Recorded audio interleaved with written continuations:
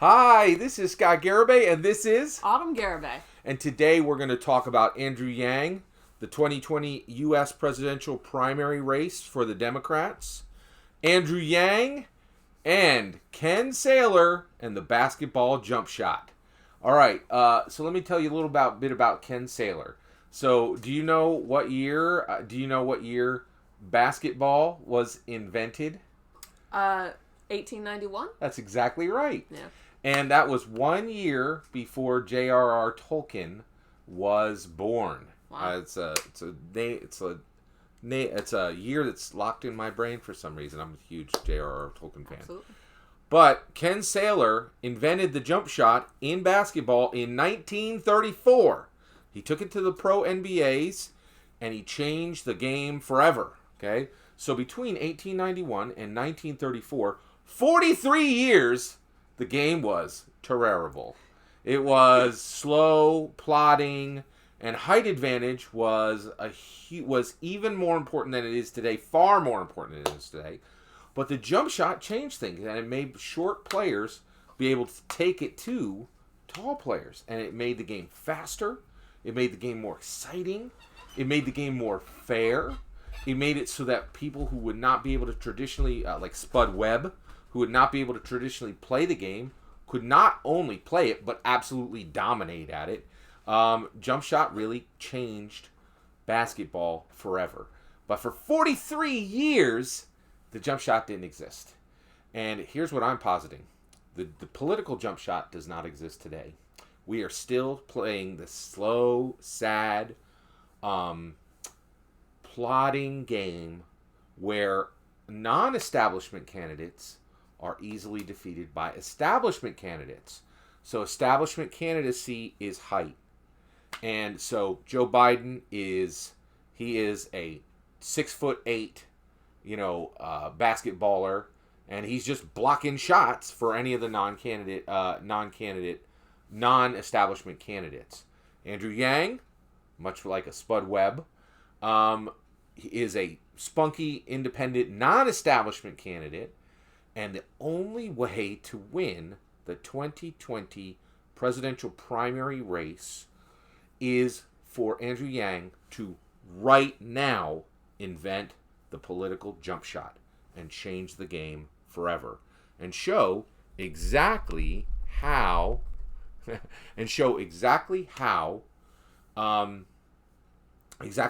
non-establishment candidate can defeat an establishment candidate. And this is a great time to do it because essentially Joe Biden is 6'8", but he doesn't want to be on the court. Joe Biden is 6'8", but the reality is it's late in the game and he is flagging. His energy is gone. So, in every possible way, his energy is gone. You can tell he does not want to. I cannot say this enough. He has no interest in this job. He literally said it. He doesn't want to be president. He just wants to stop Trump from being president. That's a terrible reason to run for presidency. I cannot believe the blue power base got the blue voter base to go along with that ridiculous idea that that's a valid reason to run for president. Like, it's king or queen of the world. You should want the job, right?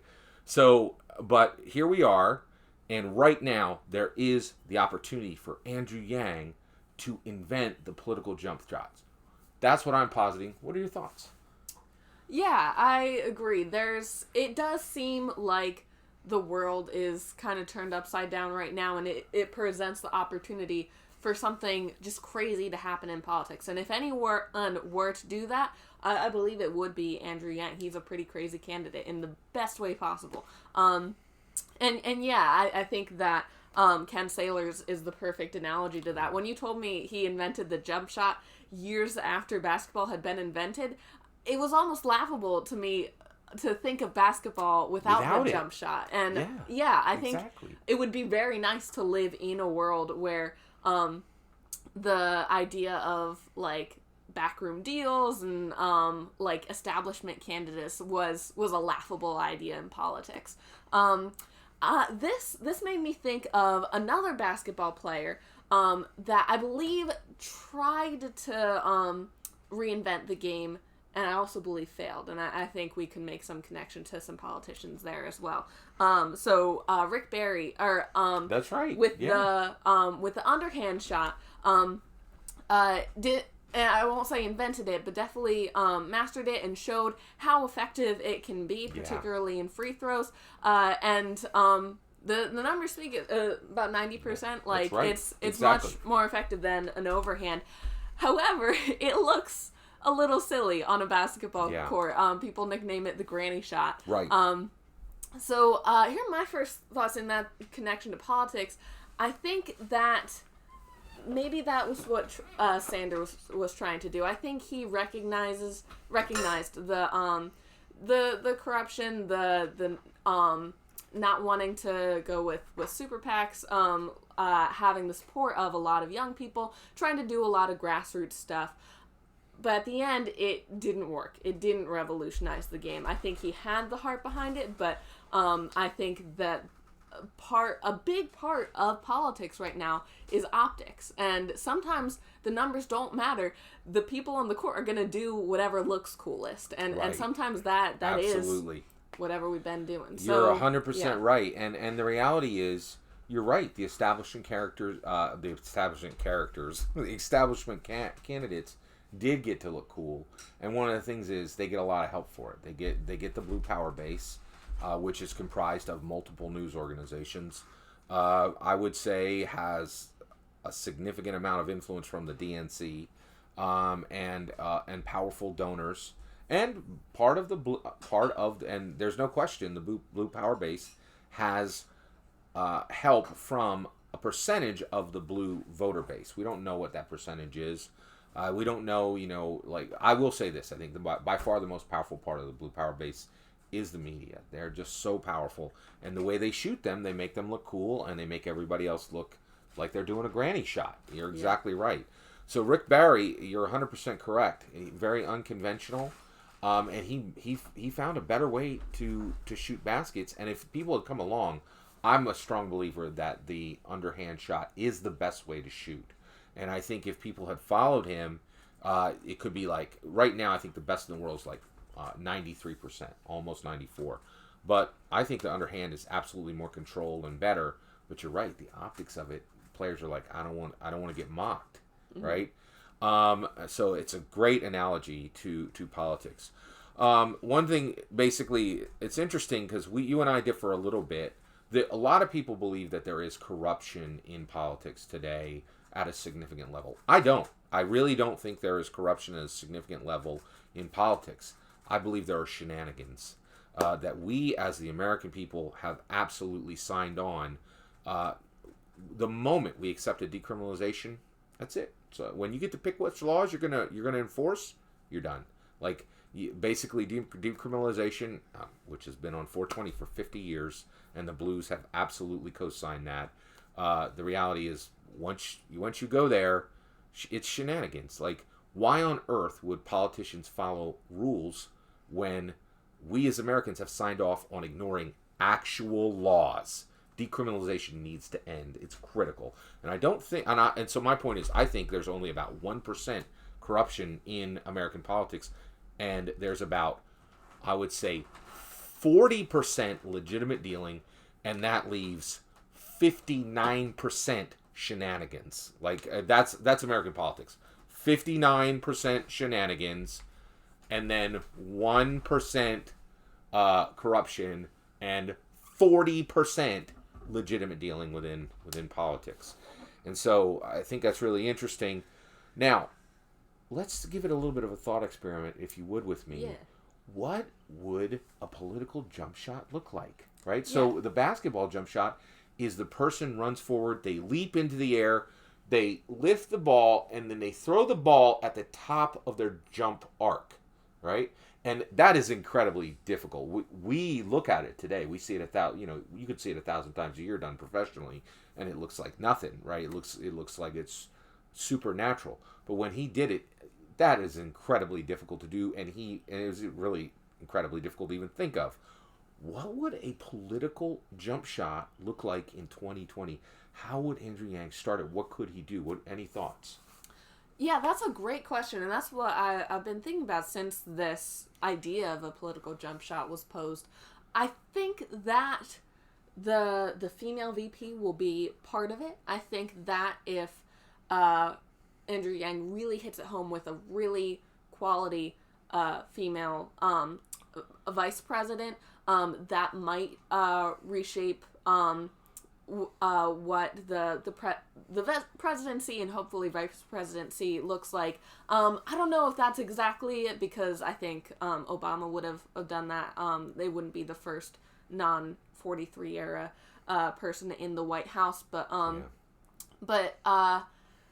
that's my first thought. It feels like the standing on the floor and throwing a ball at the hoop. That seems to. Again, so Yeah. what do you... So, one, I think you're 100% right. So one of the things is, I was about to correct you, but then I realized I was wrong, because I was like, well, if Andrew Yang just puts up a female VP, wouldn't he be copying Biden? Not in any way. Right. Here's why.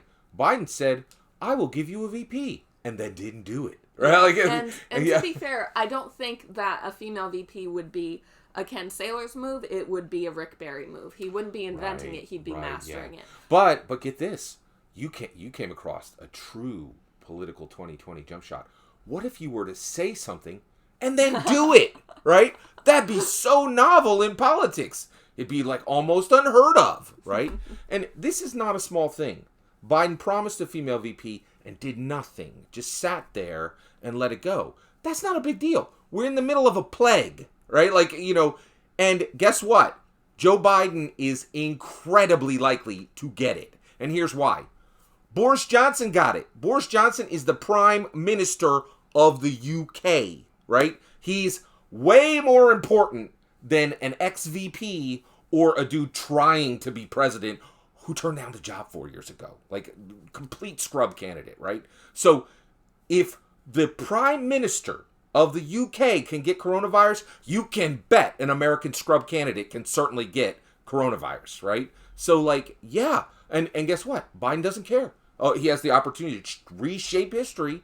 All he's got to do is make sure he puts that person up right now. But he's like, no, let's hold off. I made this super important promise. But guess what? It's just like my promise to cure cancer. It means nothing because my words mean nothing. So you're absolutely right. One of the ways you could really mix it up in politics is say something and then actually do it. Like, that would be so novel. Yeah, Okay. yeah.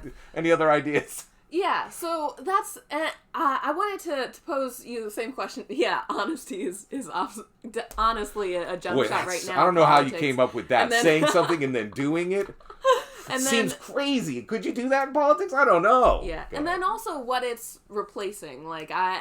It'll be interesting to... and I think that Andrew Yang already has a lot of ideas that could absolutely be the jump shot. I think UBI.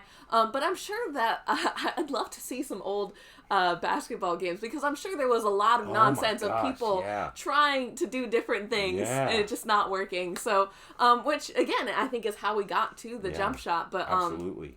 But I also think that we'll have to sit through a few of those political moves before we get his jump shot. So I actually think I do have a depiction of the 2020 political jump shot. Yeah. And it is, here's the thing. So we're like, hey, Andrew Yang, you got to invent the jump shot, right? Well, believe it or not, I don't think it's on Andrew Yang to invent the jump shot. I think it's on the American people. I think the 2020 political jump shot is the American people picking up the candidate and throwing them into the air. Andrew Yang is smart enough to throw the ball at the top of the arc, but we got to throw him. We've got to throw him. I encourage every single one of you, take some action today. I'll say it here, and I will tweet at Andrew Yang today. Right? Or, you know what? I've already tweeted at him. I will ask him through another vector, other than YouTube and Twitter, to please unsuspend. And I encourage you to do the same thing. He's got the ball. We need to throw him in the air so that he can throw it past Joe Biden. Because right now, Joe Biden's just blocking him down, right? More like this. Yeah. So, it's important. I really think it's important. I think you're 100% right about Rick Barry and how when we look at this incredible American game, basketball, it's got a lot of politics. It's got a lot of lessons for politicians. Right now, we need to throw Andrew Yang in the air. And then at that point, he needs to execute the first American political jump shot so that he can beat Joe Biden. This is for all the marbles, baby. Like, we are in super, super big trouble. Joe Biden is a terrible candidate. He has not even 1% chance of beating Donald Trump as it stands today. We need a real candidate. We need somebody who can actually do 8 years in the job. We need somebody who hasn't already talked to his people, reportedly by many, many sources, saying that he has no ability to do 8 years, which I don't even think he wants to do 8 days. We really need to fix this. Let's throw Andrew Yang into the air. Yeah. Any thoughts? Yeah, I have a final thought on this, and I'm gonna play a bit of Logan's role if you've watched this channel before, and be a little skeptical because with another sports analogy, because I love basketball. The sport I love more is soccer. I'm a big soccer fan, and if you watch it, the game is a little slower. The scores are a little lower than basketball, and honestly, maybe because soccer doesn't have this jump shot yet. So I truly hope that we will throw Andrew Yang in the air, and he will invent this jump shot. I think that if not globally, we might be putting up with these shenanigans some more, because soccer is the most popular sport worldwide, and this and the politics we've been used to, all of that nonsense happens worldwide as well. So I think I'd implore Andrew Yang the same thing. Make American politics a little more like basketball and a little less like soccer. Yeah. Even as a soccer fan, I think I can say that. Yeah. Absolutely. Yeah. It's a great game, but you're right. Basketball is a little better. But yeah, absolutely. All of that is our opinion.